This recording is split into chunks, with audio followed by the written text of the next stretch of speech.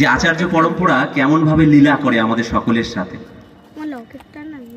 পরম পূজন অবিন্দা ভুবনেশ্বরে ট্যুরে গেছেন, ভুবনেশ্বরে গেছেন। সেখানে এক গুরুভাই দাদাকে বলছেন, এই গাড়ি বের কর, আজকে এক জায়গায় যাবো আমরা। তো যথারীতি পরম পূজন অবিন্দার নির্দেশে গাড়ি বের করা হলো। বনের মধ্যে দিয়ে গাড়ি যাচ্ছে। গাড়ি কিছুক্ষণ যেতে যেতে পরম পূজন অবিন্দা বলছেন, এই ডান দিকে গাড়ি ঘোরা। তারপর কিছুক্ষণ বলছে এই বাঁ দিকে গাড়ি ঘোরা, আবার বলছে ডান দিকে গাড়ি ঘোরা। এইভাবে তিনি গাড়ি রাস্তা দেখিয়ে দেখিয়ে নিয়ে যাচ্ছে। যে দাদা গাড়ি চালাচ্ছিলেন তিনি ভাবছিলেন যে বনের মধ্য দিয়ে যে এরকম রাস্তা আছে আমি জানতাম না। তারপর তিনি বলছেন, আমার এখানেই বড় হওয়া, এখানে 20-25টা বছর আমি কাটিয়ে ফেলেছি এই ভুবনেশ্বরে, আমি জানতাম না যে এই বনের মধ্য দিয়ে কোন রাস্তা আছে যেতে পারা যায়। তো এইভাবে পরম পূজনীয় অবিন্দা রাস্তা দেখিয়ে দেখিয়ে ওই গাড়িকে নিয়ে গেলেন। গাড়িটা যেখানে এসে থামলো একটা পুরনো বাড়ির দরজার সামনে, সেই বনের মধ্যে গাড়িটা যখন থামলো, ওই দরজাটা খুলে বাড়ি থেকে এক দাদা আর এক মা বেরিয়ে আসলেন। এসেই পরম পূজন অবিন্দাকে প্রণাম করলেন। আর ওই যে বাড়ির দরজাটা খুব সুন্দর করে লতা পাতা দিয়ে সাজানো, বনের মধ্যে তো। তারপর পরম পূজন অবিন্দা গাড়ি থেকে নেমে আসলেন। তারপর সবাই মিলে যখন বাড়ির ভেতরে ঢুকলেন, সবাই দেখে খুব আশ্চর্য হলেন যে বাড়িটা সুন্দর করে সাজানো। বাড়ির উঠানের সামনে সুন্দর করে একটা টেবিল পাতা, সামনে একটা চেয়ার দেয়া, আর ওই টেবিলের উপরে একটা জলের বোতল আর একটা গ্লাস, মানে উড়িয়া ভাষায় পালি বলে, পালি জাতীয় একটা গ্লাস বোস করানো রয়েছে। সবাই দেখে অবাক যে গুরু পরিবার যখন কোথাও যায় তখন তার সামনে এইভাবে সুন্দর করে সব জিনিস সাজানো গোছানো থাকে। যে চেয়ারের উপর টাওয়াল দেওয়া, সাদা টাওয়াল, টেবিলটা সুন্দর করে সাজানো, জলের গ্লাস, জলের বোতল সুন্দর করে সাজানো রয়েছে। কারণ পরম পূজনীয় অবিন্দা যে এখানে আসবেন সেই বিষয়ে কোনো মন্দিরে আলোচনা হয়নি যে দাদা কোথায় আসবেন। তো বাড়ির ভেতরটাও ভেষজ উদ্ভিদ দিয়ে, বিভিন্ন রকম ঔষধি উদ্ভিদ দিয়ে, গাছপালানিতে ভরানো, বনের মধ্যে যেহেতু বাড়িটা। তো ওই বাড়ির দাদার কাঁধে হাত রেখে পরম পূজনীয় অবিন্দা গোটা বাড়িটা বেষ্টন করলেন। বেষ্টন করতে করতে জিজ্ঞাসা করছেন, এটা কোন গাছ, ওটা কোন গাছ। পরম পূজনীয় অবিন্দা এইভাবে জিজ্ঞাসা করছেন। কিছুক্ষণ ঘুরে আসার পর পরম পূজনীয় অবিন্দা যখন আসলেন, এই যে ঘুরে আসার ফাঁকে যে দাদারা ঘটনাটা বলছেন, সেই দাদার মধ্যে একটা কৌতূহল, একটা জিজ্ঞাসা চিহ্ন জেগেছিল। যে দাদা বললেন অন্য কোথাও যাবে, হঠাৎ করে এখানে আসলেন কেন? আর হঠাৎ করেও যদি আসেন, এসেও দেখছেন যে সুন্দর করে উঠানের সামনে এত সুন্দর করে সব জিনিসগুলো নিখুঁতভাবে সাজানো রয়েছে, চেয়ারটা সাজানো, টেবিলটা সাজানো, সবকিছু সাজানো। তো ওই বাড়ির মাকে ওই দাদা জিজ্ঞাসা করলেন যে, আচ্ছা মা, আপনারা কি জানতেন পরম পূজনীয় অবিন্দা এখানে আসবেন? তখন ওই মা হাউমাউ করে কাঁদতে কাঁদতে বললেন, আমি জানতাম না যে পরম পূজনীয় অবিন্দা এখানে আসবেন বলে। বলছেন যেহেতু জানতেন না, তাহলে অল্প সময়ের মধ্যে আপনি সবকিছু এত সুন্দর করে অ্যারেঞ্জ করলেন কি করে, এত ব্যবস্থা করলেন কি করে? তখন ওই মাটা যে কথাটা বললেন, একটা শরীরের মধ্যে যে শিহরণ জাগানোর ঘটনা একটা। ওই মাটা বললেন, পরম পূজনীয় অবিন্দা যেদিন থেকে জন্মগ্রহণ করেছে আজ পর্যন্ত প্রতিটা দিন আমি এইভাবেই টেবিলটা সাজিয়ে রাখি, চেয়ারটা সাজিয়ে রাখি, চেয়ারের উপর টাওয়ালটা দিয়ে রাখি। তাহলে ভাবুন, এটা 3-4 বছর আগেকার ঘটনা।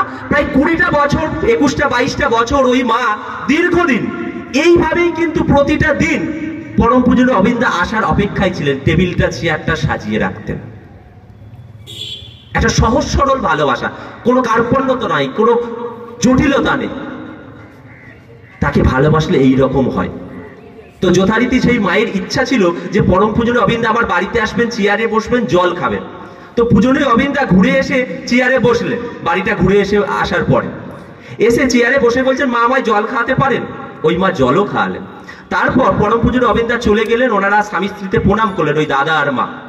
গাড়িতে উঠে বসার পরই গাড়িতে আরো অনেক গুরু ভাই ছিল। তাদেরকে বলছেন, এই তোর কাছে 4000 টাকা হবে? বলছে আগে হবে। বলছে ওই দাদা মায়ের হাতে দিয়ে আয়। তো সঙ্গে সঙ্গে ওই গুরু ভাই দাদা গাড়ি থেকে নেমে ওই দাদা মায়ের হাতে দিতে গেছেন। দিতে গিয়ে বলছেন, এটা দাদা পাঠালেন। বলছে এটা কি আছে? বলছে টাকা আছে। তখন ওই মা আবার হাউমাউ করে কেঁদে পড়লেন। কেঁদেই বলছেন যে আমার একটা ছোট্ট ছেলে আছে, আমি তাকে স্কুলে ভর্তি করব সেই টাকা পর্যন্ত আমার কাছে ছিল না।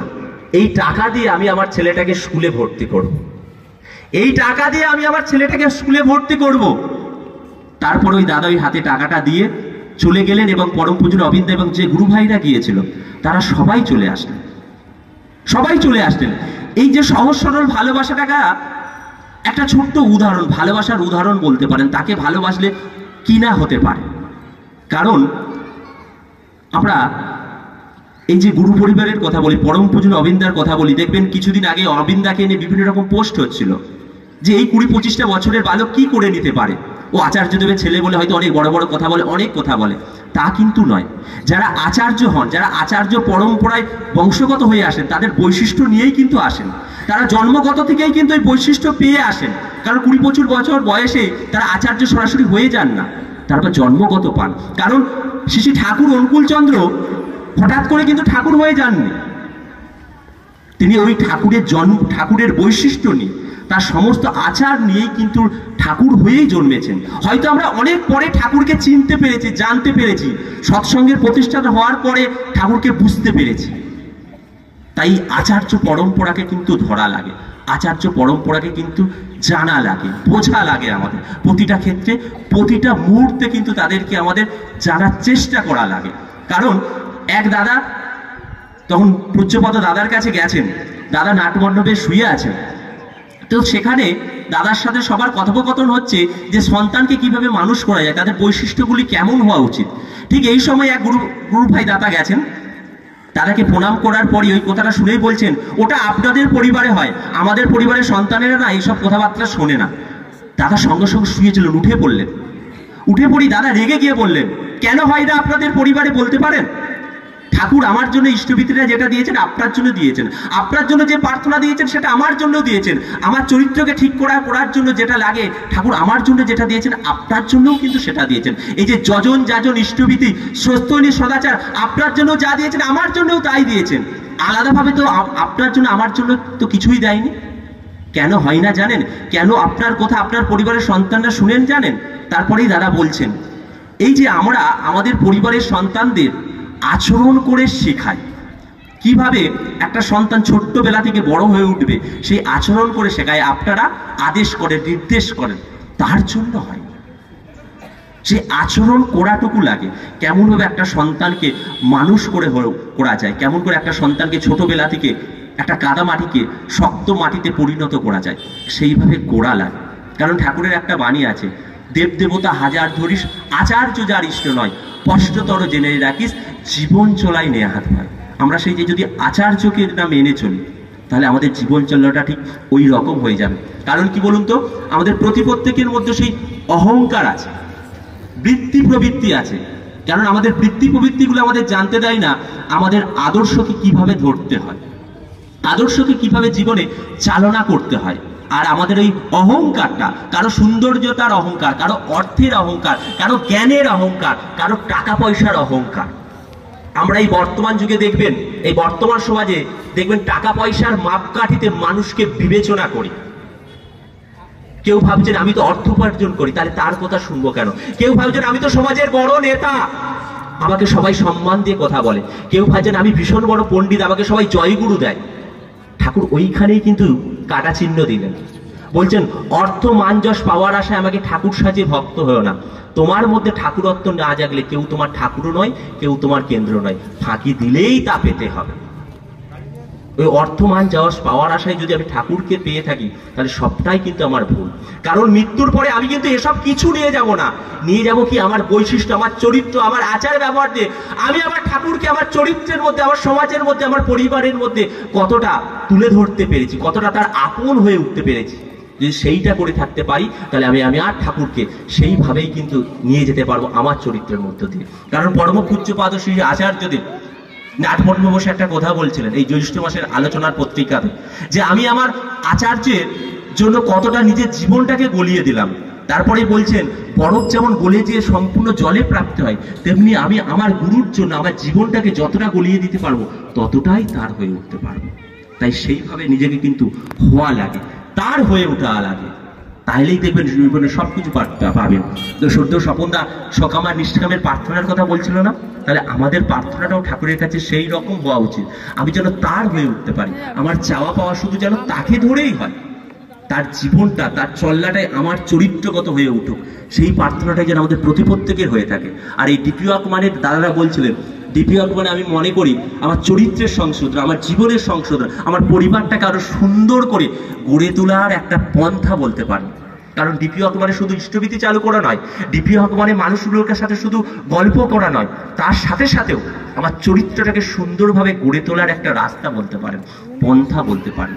তার জন্য তার এই ডিপি ওয়ার কাজে যুক্ত হওয়া লাগে, যাতে আমি তো সুন্দর আছি, আরো সুন্দর থেকে সুন্দরতম আমি আমার এই জীবনটাকে গড়ে তুলতে পারি। কারণ আমরা সবাই সুখে থাকতে পাই, কিন্তু সেই সুখটা কোথা থেকে আসবে সেই চিন্তা কিন্তু আমরা করি না। একমাত্র সেই সুখটা পেতে পারি সেই পরম দয়াল, পরম প্রেমময় পুরুষোত্তমের চরণে নিজেকে সম্পূর্ণভাবে সারেন্ডার করার মধ্য দিয়ে, তার চরণে নিজেকে উৎসর্গকৃত করার মধ্য দিয়ে আমার জীবনে প্রকৃত সার্থকতা। আর আজকে এই যে উৎসব হচ্ছে, পরম পূজ্যপাদ আচার্যদেবের আশীর্বাদে পরম পূজনীয় অবিন্দার ঐশী প্রেরণায় যে আমরা গুরু পরিবারকে তাকে পেয়েছি, আর পেয়েও যদি হেলায় ছেড়ে দিই তাহলে আমাদের মতন হতভাগ্য বা হতভাগা কিন্তু আর দুনিয়াতে কেউ থাকবে না, কেউ থাকবে না। তাহলে তাকে পেয়েছি, সেইভাবে নিজের জীবন চরিত্রটাকে কিন্তু চালনা করা লাগে। যাই হোক, সবাই ভালো থাকুন, আনন্দে থাকুন, উৎসবের যে আরো আনন্দ করুন, আর ডিপি ওয়ার্কের কাজে নিজেদেরকে প্রত্যেকেই যুক্ত করুন। প্রত্যেকের মঙ্গলময় ইষ্টচ্ছয় জীবন আমি প্রভুর পাদে পাদে নিবেদন করি। জয় গুরু সবাইকে।